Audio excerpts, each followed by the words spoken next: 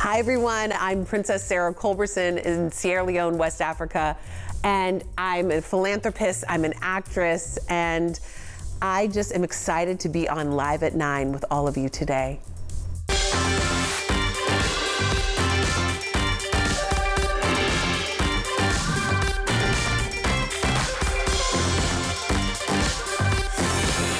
Good morning on this Thursday, April 25th. Welcome to Live at 9, the heartbeat of the city. Along with your weather and trending topics, our guest lineup is all about royalty and discovery today, and a triple dose of royalty.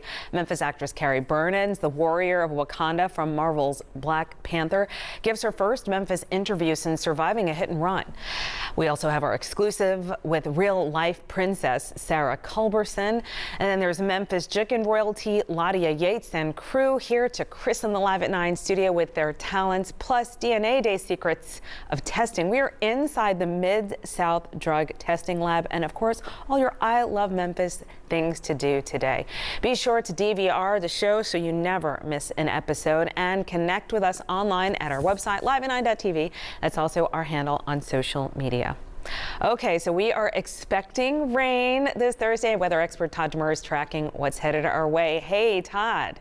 Hey there. I hope everybody has their umbrella handy as well as downloaded the WRNG weather app, because I'd really like for you to check the radar before you head out the door today. You can see we do have some cloud cover on the view from the Cotton Exchange camera, but let me share with you what's going on Storm Tracker 3S. This is something I've been watching for the past several hours. Heavier showers and thunder showers have been moving mainly across the northern portions of Arkansas, but I'm seeing some of them in central Arkansas. A few of them are diving down to the south. This entire area of instability will keep a very close eye on it. Would likely be arriving by about lunchtime here in our area if those showers and thunder showers hold together. Now, this is one forecast model indicating the heaviest of the activity is tracking up towards the north. I'm not going to be surprised if we get an update on that, because this activity has been generally moving off to the east and has even shown some action of moving down towards the south and southeast. So the computer models are not 100% on its path, which means we stay very alert as to where it's going.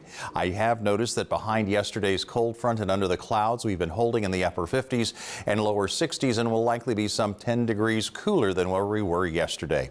So throughout the day, more and more cloud cover. Rain will be likely. I need you to stay alert to rapidly changing conditions. I've got a high temperature of about 70, but again, scattered showers will likely cool us right back down across the area. Low 60s with rain ending by later today and into the evening hours. We've still got lots to talk about because it's almost the weekend, right? Coming up, a closer look at your forecast and what to expect as you're heading out and about. All right, thank you for that, Todd. Well, we really appreciate you joining us here. If you need some help planning your weekend, then we are having you at the right place. So right now, the 411 on everything happening in our area, the ilovememphisblog.com content director, Jalen Sochik here with the top 3 things to do this weekend. Thanks so much for coming in. Yeah, thank you. Another busy weekend, which is always good news. It's hard to believe it's the last weekend in April. Yeah, I think everyone tries to get everything in before, like, you know, that whole month of May when everything's happening. Yeah, absolutely. And it's okay to have an event in May. It's all right. We're giving you permission right now to push some of the love, because especially last weekend, I felt so bad for people having to decide which thing to hit, because there was so much going on. But it's a good problem to have. Yes, I love it. Okay, so we always kick it off with Friday. Yes. What's going on? So since it's the last weekend of the month, that means Friday night is Trolley Night in South Main. I love Trolley Night. And if you need a little refresher on what Trolley Night is all about, it's a free to attend event. Basically, you just mosey along down South Main, beginning up by Catherine and Mary's, the lobbyists, and make your way down the street, and all of the businesses, well, many of them, the shops, galleries, restaurants, bars will be open, inviting people to come in. They'll be offering a lot of times complimentary wine or beer or snacks, or otherwise really good drink and food specials. So I know, for example, at Arrive, there are going to be a ton of specials between Long Shot and Bar Hustle, and then there's going to be a bake sale at Hustle and Dough. So a lot going on. And if you haven't been to South Main recently, there's a lot of new shops. We have a new gelato stand here. Ziomato's is great. Just opened this week. And then a new cheesecake place called Crave. So a lot to explore and do. And all you do is get your like nicest, fanciest goblet, and then everyone else will like they'll put wine in your. You can bring your own cup or use a little plastic one. And what about Saturday? So Saturday is really good for another free event for the family. It's going to be Chalk Fest at the Brooks Museum. So the whole point of this is to, really turn that plaza inside in the front of the Brooks into a colorful piece of art. So perfect for kids to come down. They can have all the chalk and draw. Adults too.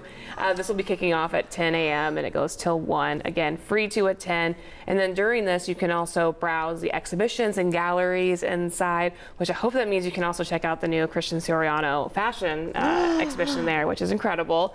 And then there's going to be live music, DJs, art activities, face painting for the kids. And then they're going to have some really talented artists also there creating artwork that you can watch. So a great time to get out, and hopefully the weather's great for it. And Sunday. And then we're going to show you a QR code after this Sunday event. Yeah. So Sunday, it's been a few weeks, but the Memphis Showboats are finally back home in action. So this is going to be just the second home game of the season, and there's not that many, so time is running out to see them. I recommend going now because it's going to get hot in May and June. So perfect weather this weekend to go see them. The game kicks off at 2. Tickets are starting as low as about $14.50, I believe, after taxes and fees. So really affordable option to go out. They'll be giving out towels and honoring 2 former Showboats players as well. All right, many thanks, Jalen Sochik. And you can look up all of the full weekend guide at that QR code. Appreciate you. Yeah, thanks, Kanji. Still ahead this morning, a Bluff City native, actress, and stunt woman returns to her hometown 3 months after a devastating hit and run. We're going to be her first local interview. Plus, get ready to witness some serious battles on the dance floor and see proof that Memphis has the moves. Yep, Memphis Check-In. Then our exclusive interview with a real-life princess, why this member of royalty is in Memphis. It's all coming up on Live at 9.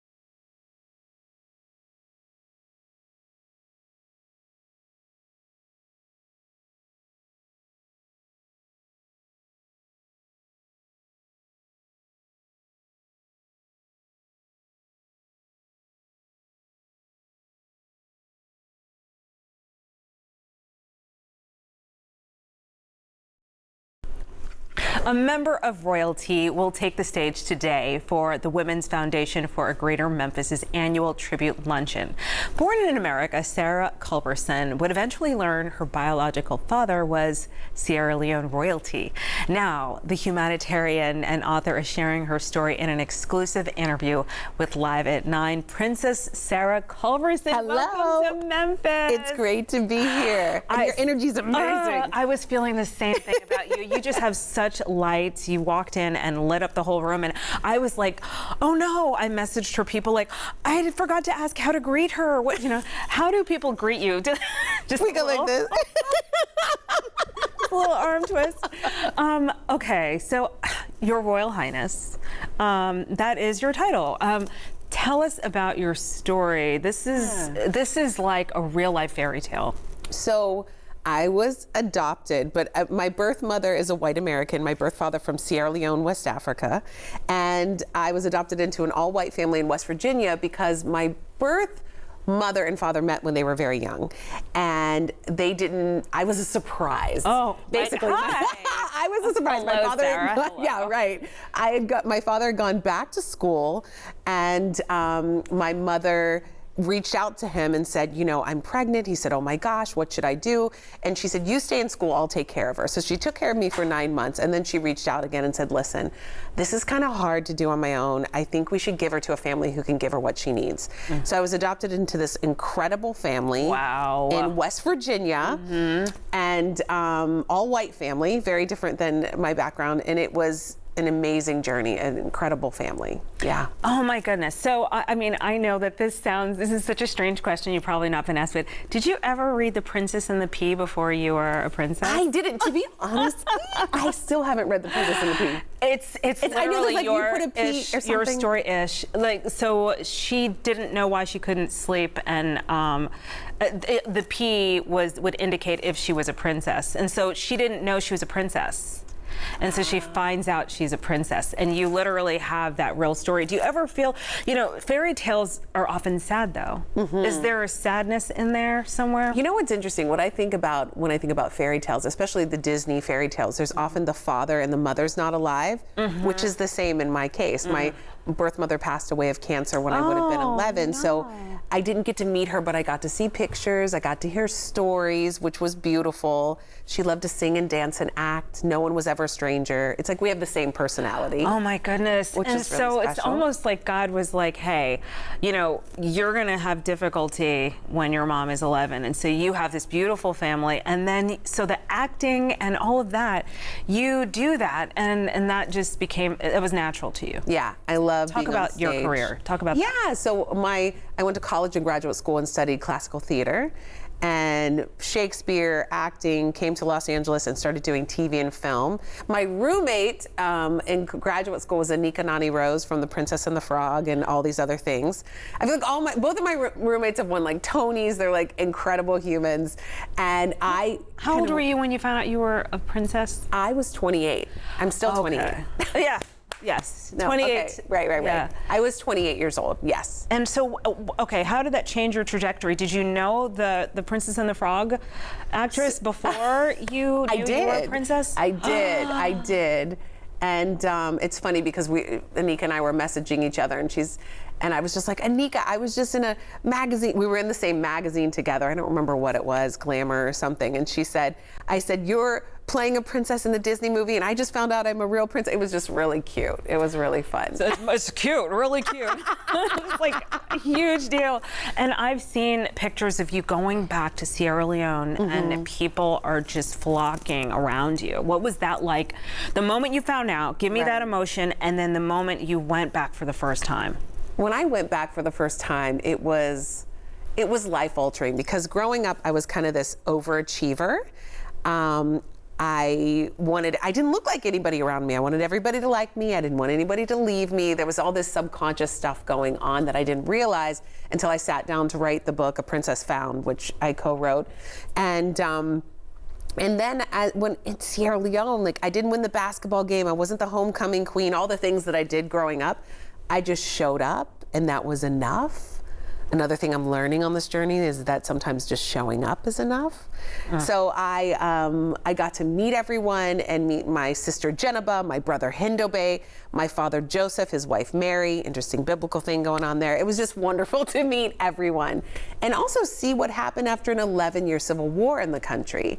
And when I saw what happened, I said, okay, I can't go back to Los Angeles and act as if I didn't see this. This is my family. They went through an 11-year civil war. They may be a royal family, but they've been through a lot. And so we started a nonprofit called Sierra Leone Rising, doing work in public health, education, technology, and female empowerment. I'm taking students over to do work there. It's been incredible. My dad, who raised me, and my birth father worked together. I took my parents over, who adopted me.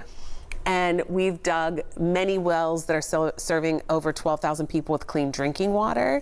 Oh, it's so beautiful. And then your story, I'm not surprised, Disney's looking at you now. Right. So the book that I co-authored with my writing partner, Tracy Trivis, A Princess Found, we sold the rights to Disney to turn it into a movie. And that's like a slow process, much slower than I thought it would ever be. But that's part of the journey. And additionally, I'm interested in cultures around the world. I'm somewhat of an anthropologist and I love the study of cultures. So we've just launched a new podcast called Modern Royalty Podcast, where I'm interviewing royalty from around the world. And you're in Memphis for the Women's Foundation. Yes. So that's exciting. And this is going to be continued later Thursday. And Princess Sarah Culberson, I cannot tell you how honored I am. And I literally can't get enough. I need 2 hours to just sit down with you and hear this amazing story. Thank you for gracing the red couch with your presence. Thank you. Memphis. And I can't wait to speak with everyone in Memphis. It's going to be amazing. All right, Princess Sarah Culberson. We'll be right back. 16 minutes after the hour. What a great interview. That was a lot of fun. Yeah, we had to secretly just sneak her in and have that interview on a special day. So that's what the so Secret Service was all about out there.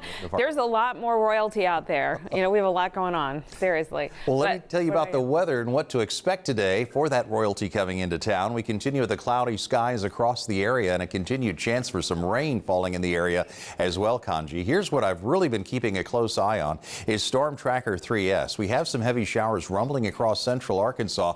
It's back to the west, though, that you see the slight and the enhanced risk of severe weather with the daytime heating. But we're going to be focusing our attention on this activity right here, which continues to break up as it gets a little bit closer. I think it's going to hold together long enough to bring us some scattered showers around lunchtime. It's going to move through here during the evening rush, and then it's going to be pretty much out of here for the next 24 hours. But let's be on the lookout for a few isolated showers throughout the day. We talked earlier about downloading the WREG weather app. Make sure you have some information on hand before you leave the home or before you leave work today. This is a 6-hour forecast model picking up the heaviest of the activity across northeast Arkansas and lifting up towards the north and northeast. So you can see that by later this afternoon, we're going to continue to deal with those rain chances all across the area. 61 currently out of the airport. East and southeasterly winds continue across the area. We take you hour by hour throughout the afternoon. Now, this is lunchtime, and you can see how some of those scattered showers are going to be rolling through during the early afternoon hours, but then quieting down by later on this evening. Temperatures will be falling back down through the upper 50s and lower 60s, and southerly winds are back. That's going to really begin a big-time warm-up across the Mid-South over the next 24 hours as we await the arrival of our next round of some showers. So the cold front has moved through the area. A new storm system is brewing. I mentioned the greatest threat of severe weather is going to be off to our west throughout the course of the day, as well as into tomorrow and again on Saturday as well. While we're looking at it on the perimeter here of some widely scattered showers for the Mid-South. The heaviest of the activity looks like it's going to try to roll through late in the weekend, Saturday into Sunday. But again, this is back through Oklahoma and Kansas and portions of Missouri. It looks like we're missing out on a lot of this. But this is the severe weather risk today off to our west, not here. Tomorrow, still not here. It's still back to our west. And then again on Saturday, greatest threat of severe weather is off to the west. So when it comes to total rainfall over the next several days, the heaviest of the activity is still way out in across portions of the Arklatex as well as extreme western Arkansas. But between now and next Thursday, we could end up with rainfall amounts in the neighborhood of 1 to 2 inches. And again, slowing things down for this afternoon. Let's be on the lookout for those scattered showers. They're likely to linger right on through the rush hour. Our rainfall amounts will be in the neighborhood of 1/4 to 1/2 inch. So on your 7-day forecast, temperatures are holding near 70 today. Clouds, a little bit cooler out there, some scattered showers. Southerly winds are back heading into the weekend. We're going to warm up quickly. We're right back up into the lower 80s with a few hit and miss showers, but the warm weather is going to be hanging around for a while. So get ready. Scattered showers likely for later this afternoon. All right, thank you so much. The Economic Club of Memphis works to promote the study and discussion of economic, political, and social issues across the Bluff City. Now, the organization has invited a Memphis native actress and stuntwoman to speak at an event later today. But first, Carrie Burnens is here in the studio with us, along with Shelby County's Director of Budget and Fiscal Planning, Michael Thompson. I wore my Wakanda earrings for you. I am so honored to meet you. I am so honored to meet you. Thank you. Yeah. Such a pleasure meeting you, too. I'm a fan of your work. And we've met before. So. Yes, Yeah, good to so see you again. Good to see he you. is also part of this. But I have to get to this first because I'm telling you, this city was so worried about you after, a car in New York City hit a food truck and you were in the hospital. And I'm telling you, we were all praying for you. Just talk to me about how you're doing. Thank you. I am still recovering emotionally and physically. I've been to over 50 plus doctor's appointments since January 1st. Go to physical therapy 3 times a week when I'm in town, and it's been a long but great recovery. God is so good. I could have easily not survived it. I had 3 surgeries, 1 emergency surgery that happened within 24 hours after getting hit by the car. And I'm thankful to be alive. I have a new lease on life, and I'm excited about this lease. And regardless of the recovery, how long it's taken, I'm in for the long haul, and I just got a greater purpose to live. Yes, you do. And just know how many people are praying for you. I'm so here and grateful. around the world, but Memphis is your home. Talk to me, Michael, about why it was important to bring Carrie here. Carrie is our hometown hero. Right. Right. And so we want to make sure that we bring back significant individuals that can understand and discuss things that we need to talk about in our community. It's very important that we move forward and utilize our resources, such as Carrie, who has reach, far-reaching aspects surrounding her personality. I think that it's really a good thing to have Carrie come back and speak to our membership and also be in the community to do great things. And why, Carrie, for you, is it important to do this? Absolutely. I am a product of a mom that was pregnant with me at 17, struggled a lot growing up. I've been where a lot of the youth in this city has been. I want to show that people can be beyond the streets that they live on, the neighborhoods they live within, that there is so much out there. Whatever our perceived limitations we have on ourselves, it has to be kicked down. Adversity hits us all, from being hit by a car to, being raised with my mom and seeing her struggle yet make ends meet. It just gave me a new aspirational life. And I think we all have purpose that we have to dig in. And sometimes we need somebody to kick that purpose into drive. So it's important that I come back, give back to my people, let them know you can do this, get it up, come on. Well, okay, I have to ask the question. Where'd you go to high school? Oh yeah, I went to Bartlett and Bolton High School, but I claim North Memphis, Fraser community. I was going to church there at the Pursuit of God Church with Ricky Floyd. I've been volunteering all throughout the entire Memphis community. So honestly, Memphis altogether is my city regardless. Right, from Memphis to Wakanda. And if you could just talk about just that influence. I know we've talked before about this, but that influence of being a Marvel character, being part of Black Panther, and now where that has taken you today. Absolutely. Well, one thing I will tell you now, that me being a part of the Wakanda and warrior stance of Dora Milaje has literally translated in every facet of my life. For being a warrior I am now, from surviving that car crash to every adversity that hit beforehand. The story all lines up. Regardless of what you're going through in life right now, it's going to the effect on it is going to only greaten if you continue to lean into it. You push through the adversity. It's going to translate in other areas of your life. Excuse me. So.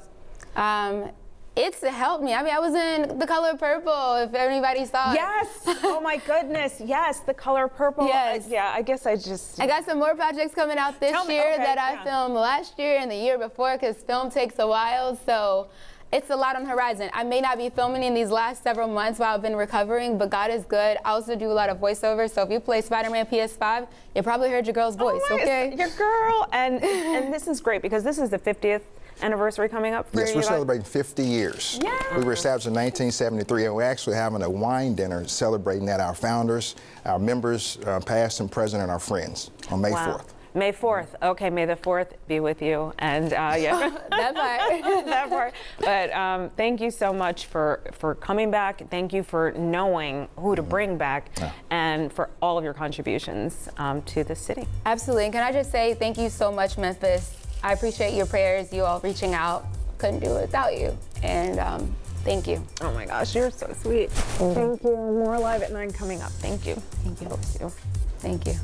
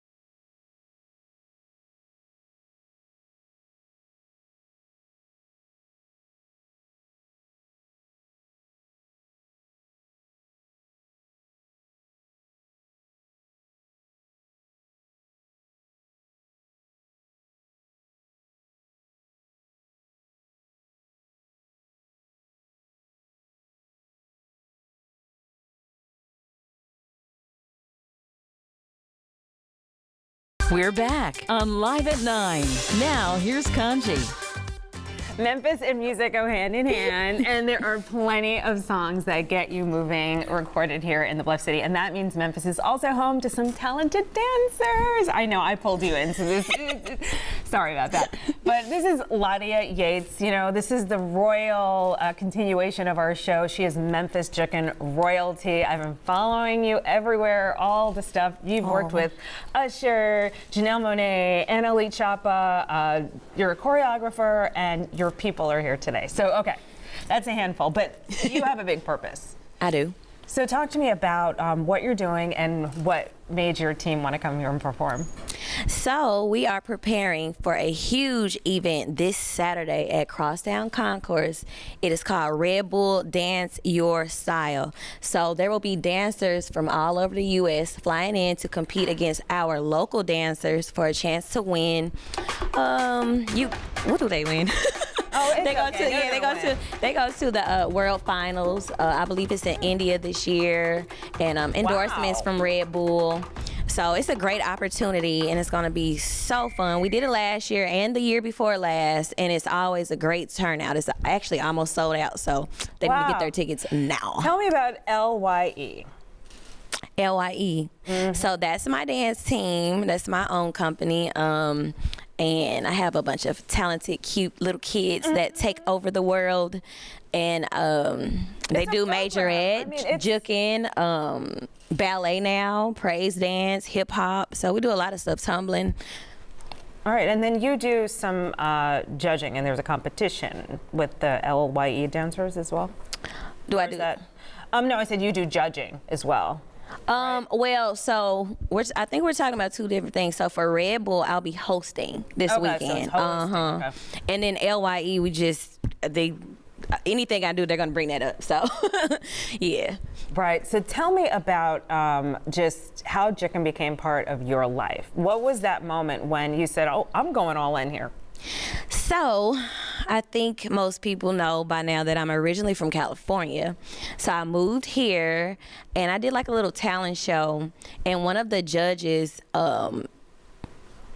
he got my information, and then he brought me to a juking session, and I was like, this is cool, but this is too hard. I'm sure I'll never learn this, because I was just a hip-hop dancer. And then I just kept coming around, and I started catching on, and now, like, no one can beat me.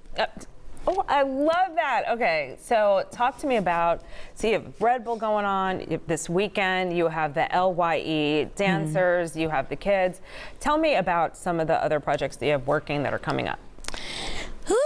I saw you with the Orpheum, right? Didn't you do that Orpheum tour? Were you part of that? The Memphis Jukin tour? No, I was not, but some of my dancers were. That's what it is. I just watch everyone. So. Right. Yeah, no, we're all over the place now. Make no mistake, LYE is a part of everything that goes on, especially in entertainment in Memphis. So we're all over the place. But as far as right now, we just did a 10-year anniversary, so that was cool, super dope. It was sold out. We had some prominent individuals come and show up, so I'm very thankful for that. And so now, we're working on the Red Bull event this weekend, and I'm doing a citywide prayer this Sunday at Handy Park. So we're going to, just set a tone and set the atmosphere for a better Memphis. So we're working on that. I also have something else, two things that may be coming up. I don't want to put it out. I want y'all to see it, when it rolls out. But it's with a major network. And another thing is I'm about to start teaching at colleges. It's going to be a course. I love this. So that's going to, that information is going to come out soon as well. So it's just a lot going on. Why prayer and why for Memphis? We need it. It's a lot going on, man. And you know what? This city has so much potential. I've came across so many talented individuals in different aspects, not just dance, you know what I'm saying? And, it's being overshadowed with crime and negativity. And if we could just kind of gear the attention more towards what's going on positively in a city, that would be, that's the goal. And, it's a fight. It's a fight, but we're not going to give up, and we're going to make this city great again. So, Ladia, you're going to head on over. I know that your team is performing, so we're so excited for everything that you're doing. Thank you so much. My dancers are here. They're going to kill it. All right, take it away, guys. Wait a minute, the way you move that body, I got my heart all in it, and I just wanna be with you tonight. But please, I'm a player, yeah, it's true, but I changed the game for you. You got it. Can I be for real? This is how I feel. Having me up, staying that I need it. I just got everything's so right. I just wanna stay that I admit it. This just ain't no game. These just ain't words that I'm spilling. If you can see the thought that's in my head, why please? I'm a player, yeah, it's true. But I changed the game for you. I wanna see what it do. Yeah, for real. This is how I feel. Having me up. Staying that I need it. I just got everything's so right. I just wanna stay that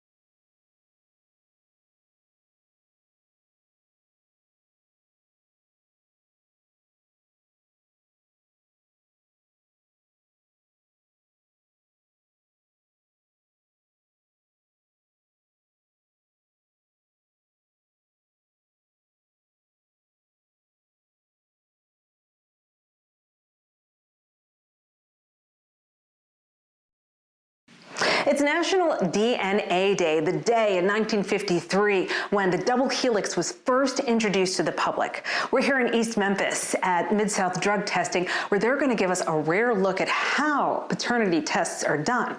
Get in here.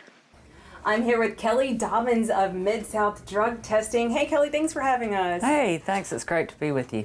Thank you for joining us, Tiffany, and agreeing to be our subject. Okay, so it is National DNA Day. Can you talk about paternity testing and just what kind of circumstances you see these tests happen?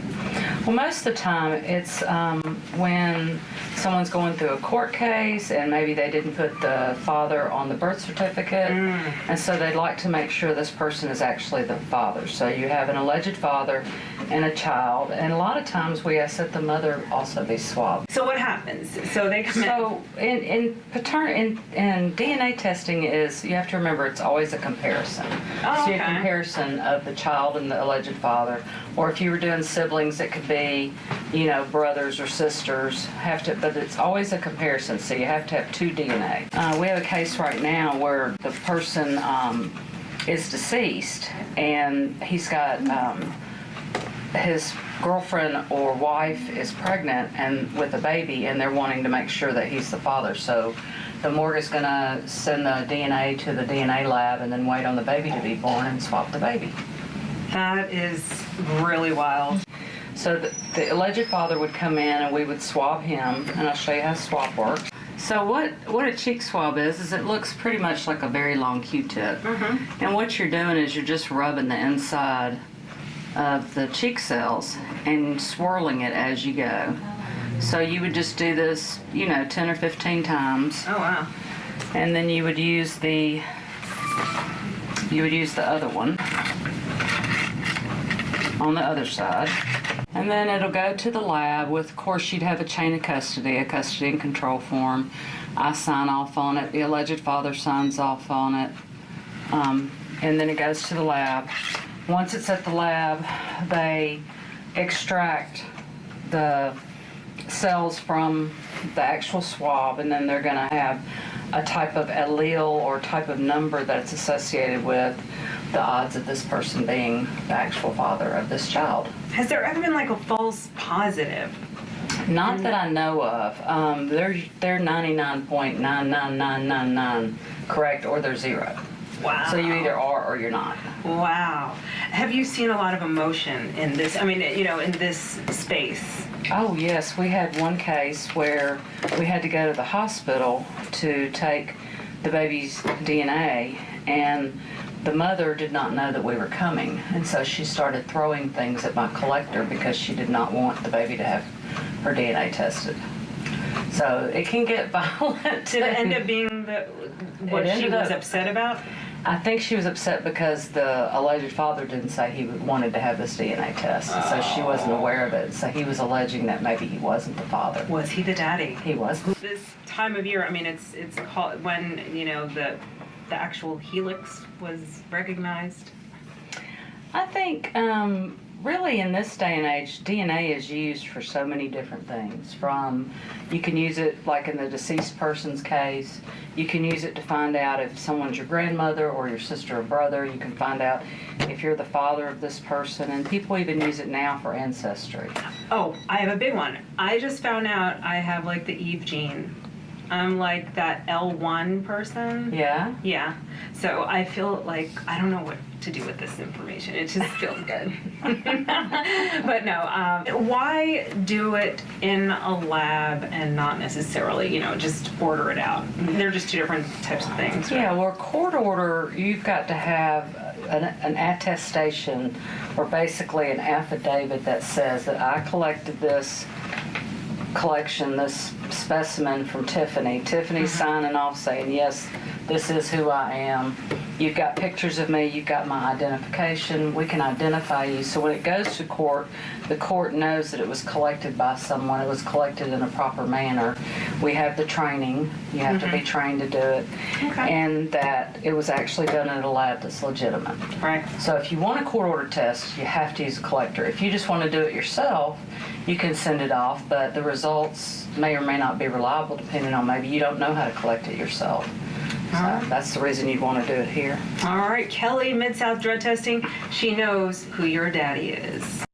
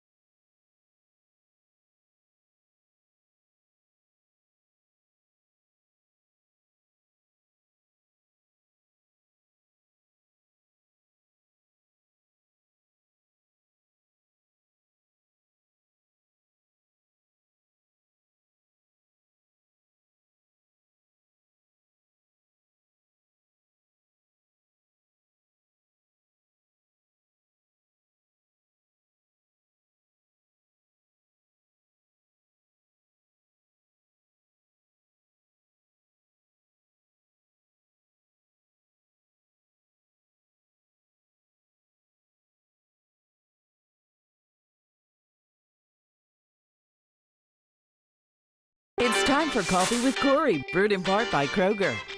I just can't wait. I have to know what you're talking about today, Corey. There's some really good stuff, as always, right? We always kind of bring it. So good morning, and good morning, everyone. We're going to get straight to it. So we showed you a robotic dog with a flamethrower attached yesterday. Well, now take a look at this robot. So it's wedding season, and party planners point out no one really likes to be the first person on the dance floor at a wedding. That's so true. Right? So this party robot fills that role, getting the party started and keeping it going. So this party animal comes with a carbon dioxide cannon of cold fog that he can spray around if needed. The TLC Entertainment Long Island has 5 of these robots, and actually they did 200 events last year. So spoiler alert though, this isn't actually a real robot. There's actually someone inside the suit walking around in stilts. The company says the robot guy used to work applying plaster, and he got really good at walking on stilts. Well, he's also clearly a really good dancer, so he was perfect for the job. I have so much. How about that? I have so many thoughts here. Well, Tell first me. of all, I was like, why is that robot moving so fluidly? I was like, they've really, enhanced the robot life. But no, it's a human inside the robot. And then my brain was like, do I really want a robot that looks that big to maybe lose its mind and attack? And so everything. I literally went through so much watching that. Human inside. Okay. First one on the dance floor, probably Yes. last one on the dance floor as well. Have you ever broken the dance floor? Have you ever been the first? Because one time I was like, you know what? I really love this song and nobody's on the dance floor. And I was like, I'm going to do this. I'm going. I have some video of Corey dancing. She does have video on We her have to phone talk of me about dancing. I'm going to ask for permission to post it. Moving on. So for the second time this year, Madonna has been hit with a class action lawsuit. So Madonna headlined 2 shows in December during her celebration tour in Washington, D.C. Well, now several fans are hoping to see the singer again, but this time in court. So they filed a class action lawsuit against the Material Girl. The show was set to begin at 8:30 p.m., but reportedly did not take the stage until 2 hours later. So according to the suit, the fans feel deceived by Madonna and concert promoter Live Nation. They also complained about high ticket prices and that Madonna lip-synced most of the show. Another group of fans filed a similar lawsuit against Madonna last year after a late concert start in Brooklyn. Okay, so how do you feel? You're in that world Leave of music. Madonna alone. Oh, so you don't mind being 2 hours late, like I a do. performer? There's Erykah Badu. No, I just wanted to do that. Yeah. Okay. But I just feel bad for Madonna right now.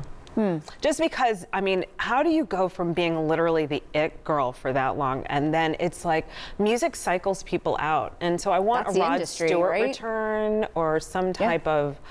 You want a store return? Is that what you Rod said? Stewart? Oh, Rod you know Stewart. How I Rod was Stewart like- all of a sudden came out with this album, but it was age appropriate, and so I think that there is a thing with age appropriateness that society is uncomfortable with Madonna. I know I got philosophical about it, but just kind of, yeah. To show up on time. I think your fans You're just right. want you to show you're up right. on time. But you have to think she probably has a lot of emotional stuff going on right now.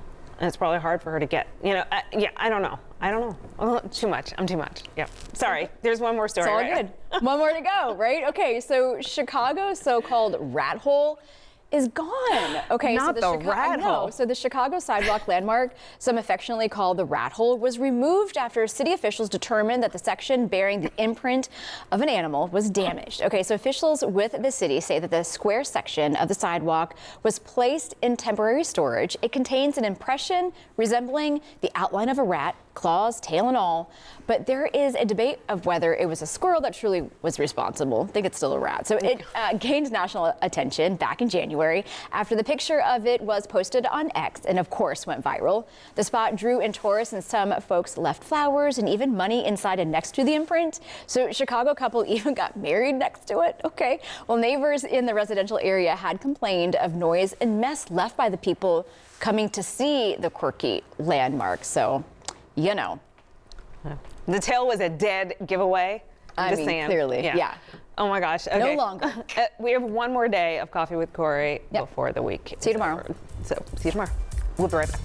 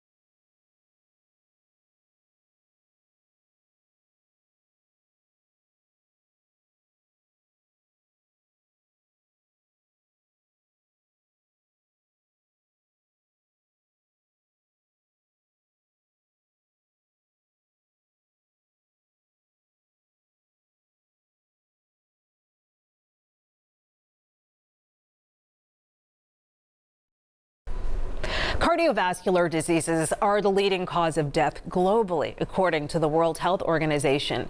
Here in the greater Memphis area, doctors and researchers are diagnosing and treating that disease every day. Stern Cardiovascular Center is sponsoring our chat today with Dr. Bob Manuel, an interventional cardiologist. That's an interesting title. Thank you. Interventional. Okay, so tell me, what is a venous disease or venous disease? That's right.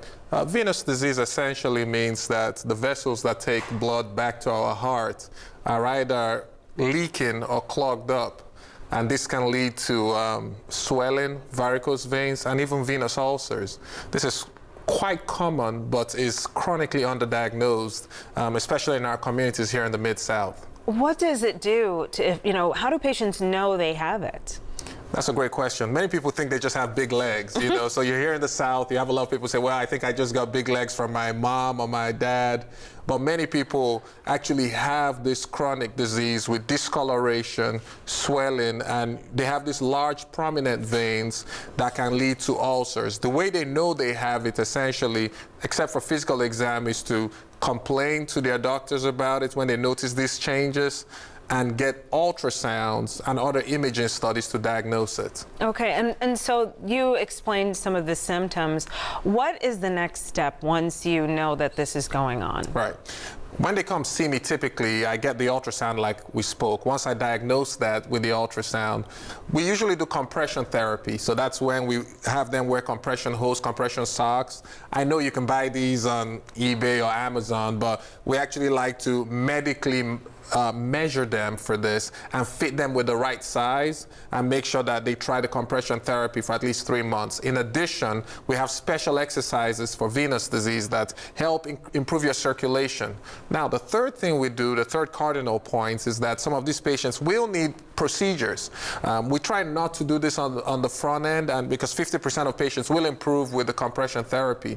Those who need procedures, we do something called venous ablation, where we can go in and actually close the pesky veins that are causing these symptoms. We can do it either foam therapy, glue, or laser. We don't need to strip the veins. It's not like the old days. The procedure takes about 20 minutes or less. It's done in my office, and it's quick, and you're out the same day. And it can give dramatic improvement in these patients. Incredible. Yes. And I guess those socks that they wear have different pressures. That's so right. You have to talk to a doctor. That's right. Tell me about wounds on people's legs that are not healing. Yeah, that's a chronic problem everywhere, but especially here in the Mid-South. A lot of patients have wounds, and some don't even remember how they got it. Some people think they bumped their legs or something. Many wounds can be caused by many things. One of the key things is diabetes, which is very common here, thanks to our food.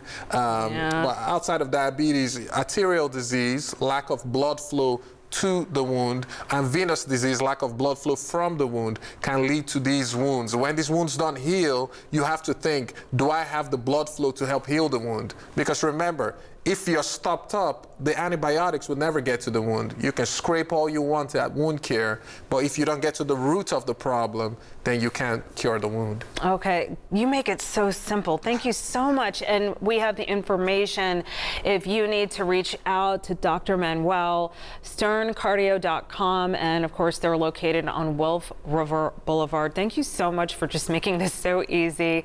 And we also want to thank Stern Cardiovascular Center for sponsoring our chat. Thanks. Thank you.